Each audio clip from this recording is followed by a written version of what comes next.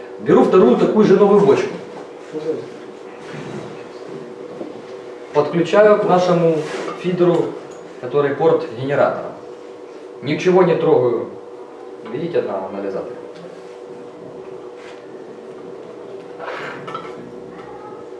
Соединяю наши линии.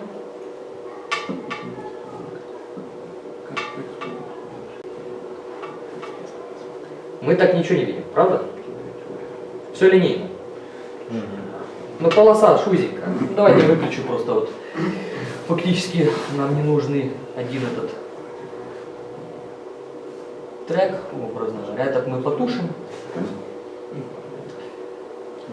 а этот мы включим на максимум.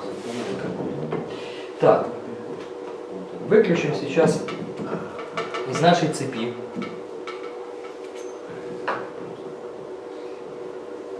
вот этот вот отрезок, который совсем не повторитель на двойке.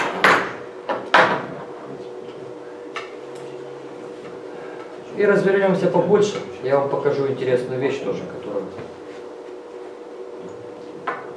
собственно говоря, кому-то может быть это и не важно, а кому-то и важно. Так, делаем полное обнуление, так проще. У нас полоса сейчас от 0 до, в нашем случае, кракозябриков, это 1,5 ГГц. Включаем генератор. Ну, видите, сразу кривая, да? Она неровная. Почему? Потому что есть потери в линии. Естественно, чем выше частота, тем больше потери в децибелах. Короче говоря, калибруем. Нормалайз. Все, у нас 0. То есть фактически обратно включаю нашу линию. Короткую. Не важно уже какую. В данном случае это фактически будет происходить измерение только от среза бочки сейчас до среза этого разъема. То есть фактически в измерениях будет участвовать этот участок фидера и одна бочка.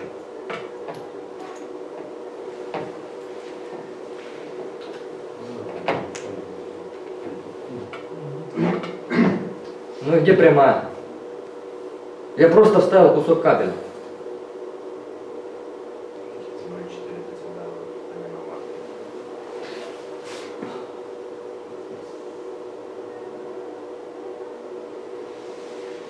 Давайте так, чтобы вот наглядно было некоторым товарищам, которые отсутствуют, к сожалению. Специально для них.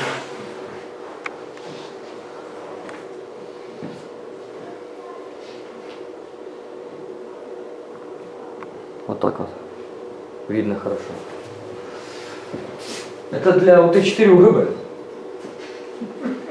Подчеркиваю уже. Что уже не так? Значит, да, мне-то как-то все равно.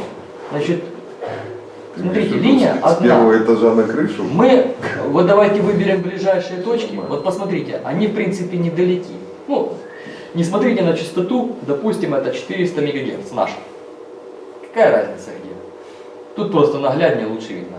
Вот я сейчас вам выберу вот этот минимум, любой. Видите, везде там 0,29. Просто прибор в этом режиме, к сожалению, не показывает там 4-й, 5-й, 6-й знак после запятой.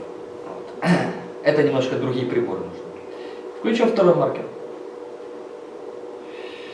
И поставим его рядом по частоте, недалеко. Разница маленькая в плане потери. Посмотрите, видите, тоже минимум. На сотка.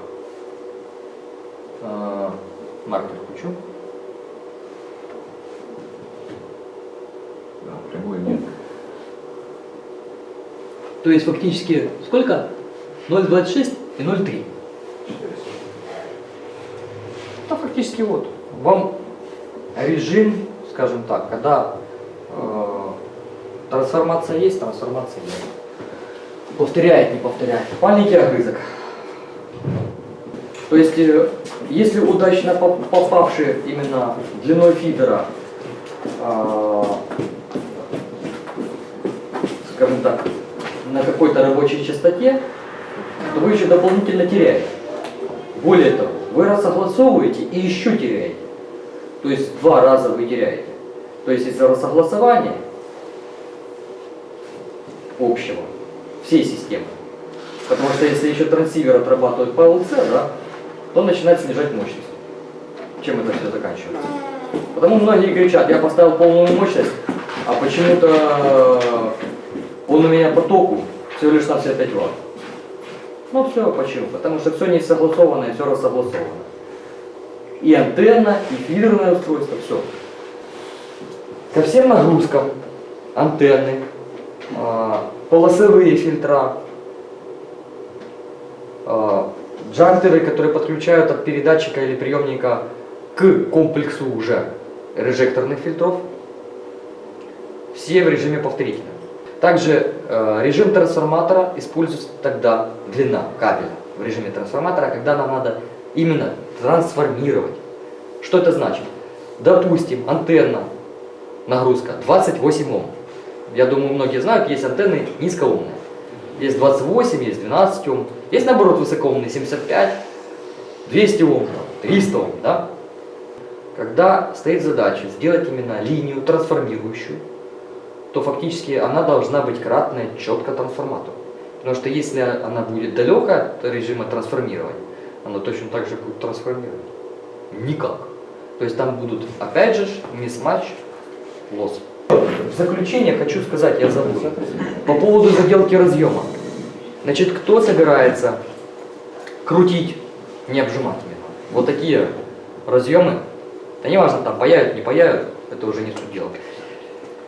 Категорически рекомендую купить новые, не один, два ключа на, запомните, 16. Здесь у нас 16, не 17.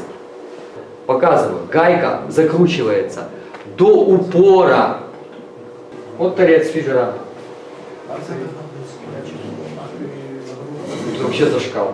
Я просто сделал так, чтобы можно было пощупать на поверхности фидера.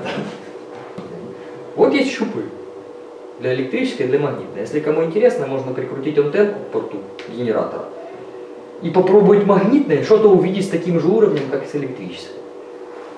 Если была бы магнитная рамка, то посмотрели бы наоборот. Ну, вот, собственно, на стол.